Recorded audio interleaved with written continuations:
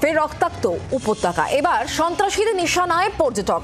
পেহেলগাঁওয়ে পর্যটকদের ওপর জঙ্গি হামলা, সেনার পোশাকে পর্যটকদের লক্ষ্য করে এলোপাথারি গুলি চলে। হামলায় কমপক্ষে 26 জন পর্যটকের মৃত্যু হয়েছে বলে খবর। প্রধানমন্ত্রীর নির্দেশে পেহেলগাঁওতে পৌঁছেও গিয়েছেন কেন্দ্রীয় স্বরাষ্ট্রমন্ত্রী অমিত শাহ।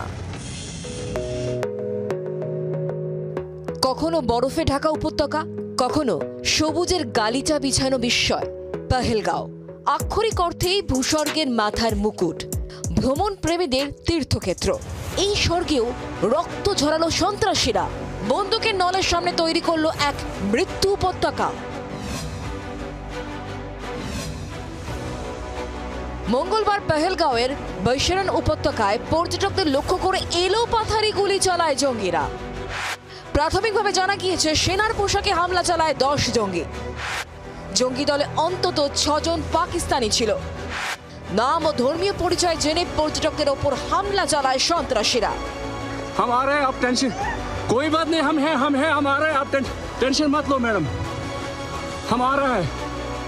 জঙ্গি হামলায় 2 ডজনের বেশি পর্যটকের মৃত্যু হয়েছে বলে খবর।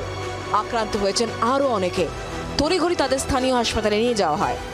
तो वहाँ पे दरवाजा निकलने का बहुत छोटा सा था और पब्लिक बहुत थी, तो हम जैसे निकले, मैंने मिसेस को आगे निकाला, घोड़े में वहाँ पे कीचड़ दी और पीछे से गोलियाँ कंटिन्यू चलने लगी बहुत। तो पब्लिक एकदम से बहुत आई और पब्लिक ने हमको धक्का दी, तो मैंने मिसेस को तो बाहर निकाल दिया था, मेरा बेटा फंस गया था। फिर हमने उसको भी निकाले और गोलियाँ इतनी चल रही थी कि कोई किसी को नहीं देख रहा था, लोग एक दूसरे के ऊपर से जा रहे थे। हम भी जंगल में कूद गए और कूदते काटते जंगल से, नदी से वगैरह कूद के हम नीचे पहुँचे।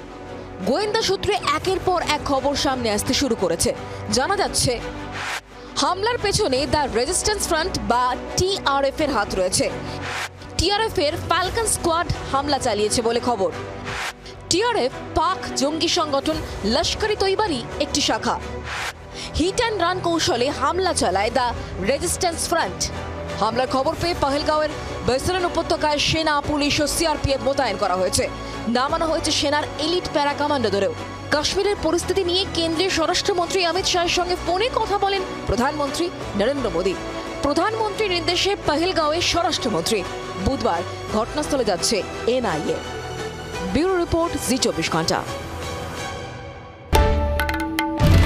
বাংলার আওয়াজ, বাঙালির আবেগ, জি24 ঘন্টা।